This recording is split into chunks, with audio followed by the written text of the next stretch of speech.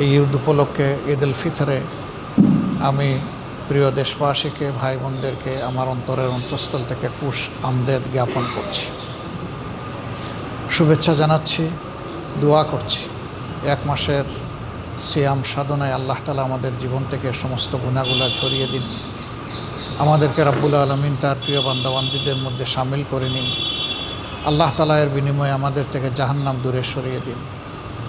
আমরা যাদেরকে মহান আল্লাহর জন্য ভালোবাসি, যারা জীবিত কিংবা মৃত, আল্লাহ রাব্বুল আলামিন তাদের সকলের প্রতি অনুগ্রহ করুন, তাদেরকে ক্ষমা করুন, তাদের উপর রহমশীল হন এবং তাদের জন্যেও আল্লাহ তাআলা তার জাহান্নামকে হারাম করে দিন।